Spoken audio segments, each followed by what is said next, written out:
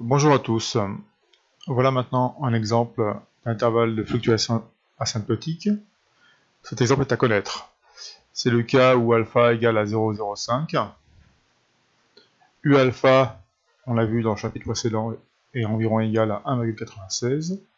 Et du coup, IN, c'est l'intervalle qui est ici. On a juste remplacé U alpha par sa valeur.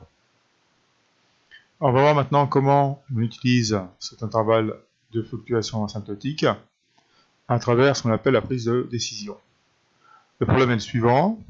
On suppose égal à P la proportion d'un caractère dans une population. Et la prise de décision consiste à partir d'un échantillon de taille n de cette population, à valider ou non l'hypothèse faite sur la proportion P. Alors la méthode est la suivante. On calcule la fréquence qu'on note petit f du caractère étudié dans l'échantillon de taille n. On vérifie les conditions sur n sur P, donc n plus grand que 30, np plus grand que 5, n fois 1 moins p plus grand que 5.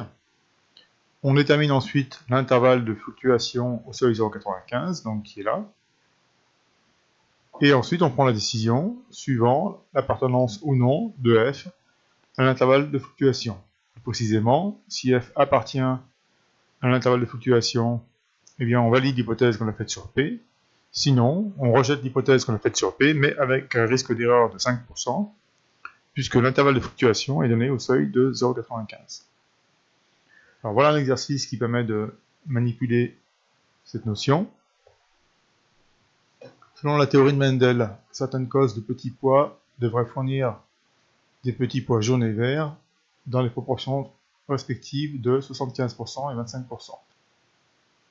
On souhaite tester l'hypothèse que la proportion de pois jaunes est P égale à 0,75 en mettant en place une expérience permettant d'obtenir 224 petits pois considérés comme un échantillon aléatoire.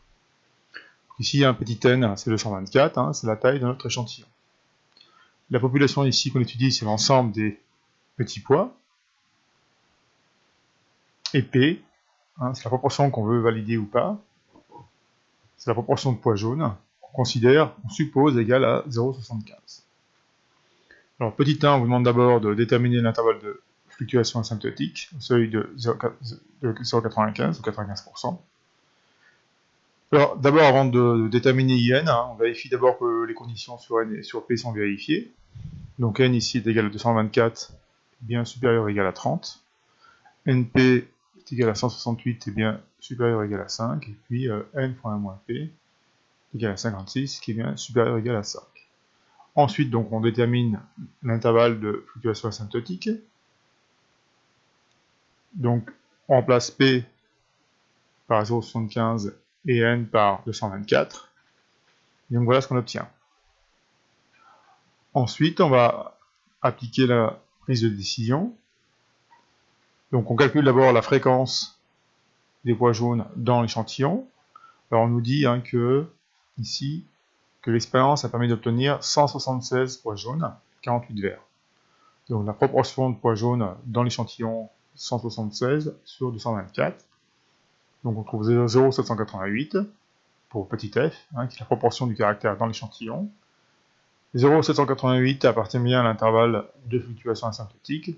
Donc, on valide l'hypothèse selon laquelle la proportion de pois jaunes est P égale à 0,75.